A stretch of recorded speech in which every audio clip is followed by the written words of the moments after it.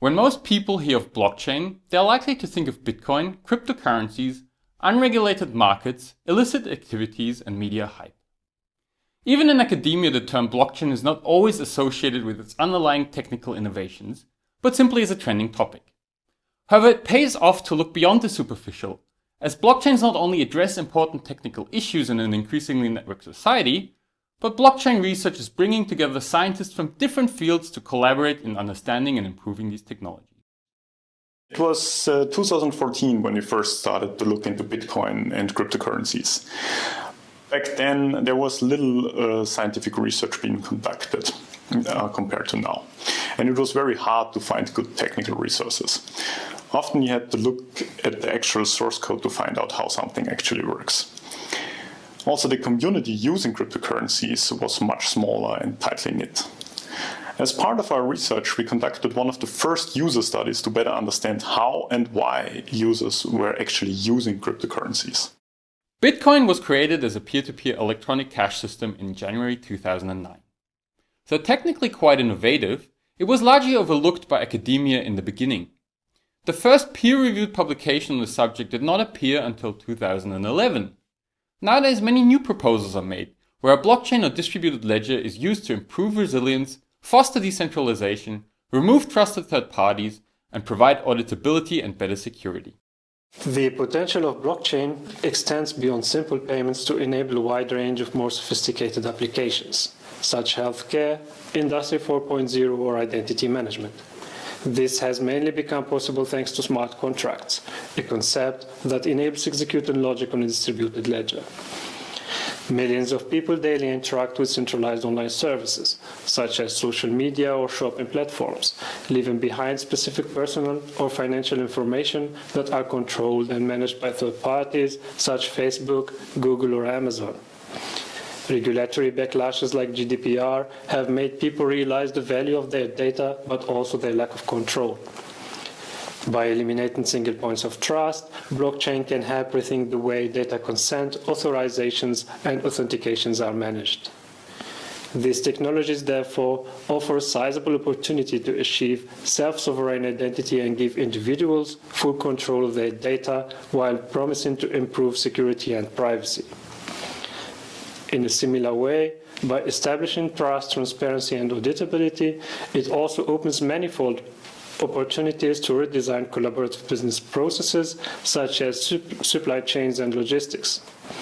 However, to be able to leverage blockchain in a secure, scalable, and sustainable manner, we must also have a solid understanding, else we may risk catastrophic failures and unacceptable risks to users. The interest in using blockchains could give the false impression that the fundamental principles and mechanisms are well understood and the security proven.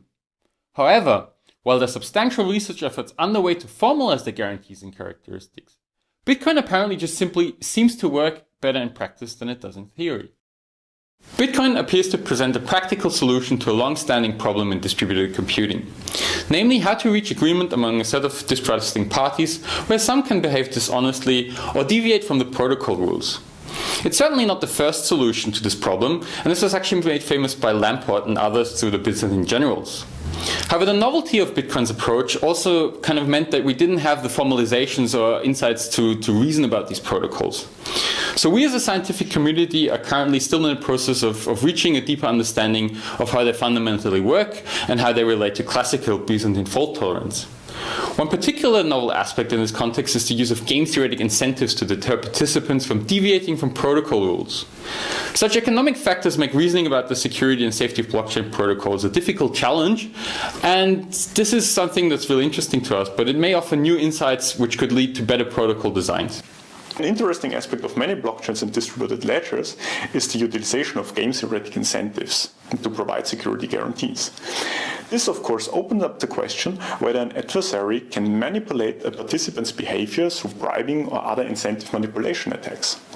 Surprisingly, the research others and we have conducted in this regard shows that a large range of blockchains are potentially vulnerable to such kind of incentive attacks.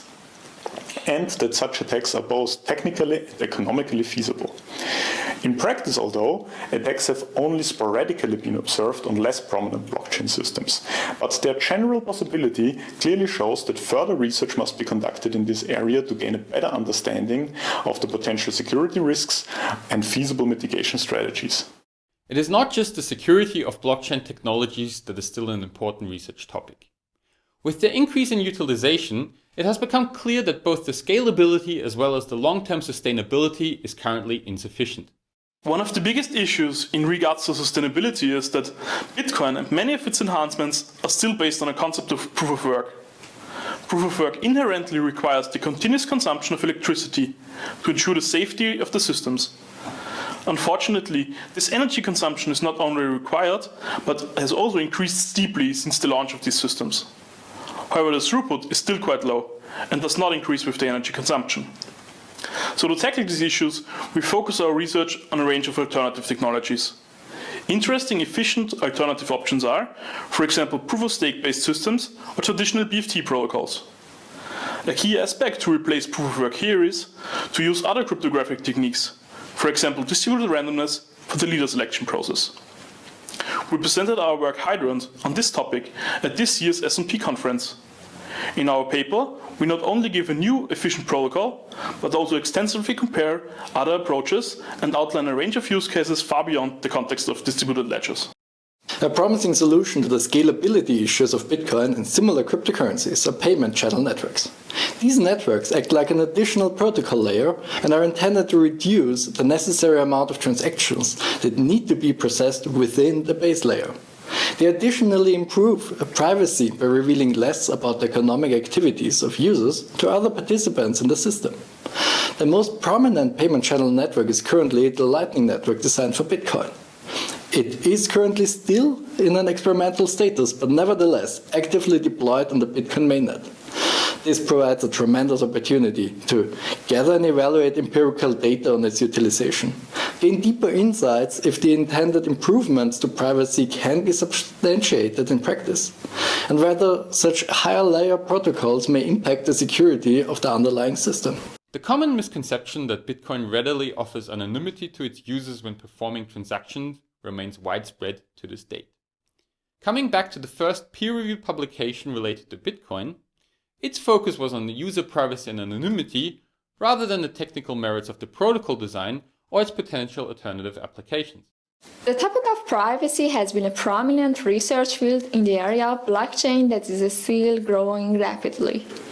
As the utilization of cryptocurrencies and blockchains are increasing, the issue of storing every transaction ever conducted in the network within a publicly accessible tamper-proof ledger is becoming ever more prominent. On the one hand, users may not wish to disclose intimate details of their economic activities, as heuristics are able to effectively cluster and identify users and their transactions. On the other hand, cryptographic techniques employed by privacy-oriented blockchains may not only be used to rightfully protect users' privacy, but also for illicit activities. It's clear that different participants can have different privacy requirements, and it's our task as researchers to seek out usable and feasible solutions in this field. Given the short history since the inception of Bitcoin and the resulting popularity of cryptocurrencies, it is clear that there's still a lot of open questions in this interdisciplinary field. Not only from the technical side, but also legal, societal, and governmental aspects are not yet fully settled and completely understood. Our group not only aims to advance the state of research in the area of such decentralized systems technologies, but also disseminate and provide the technical basis and expertise on which users, lawyers, and policymakers can make informed decisions.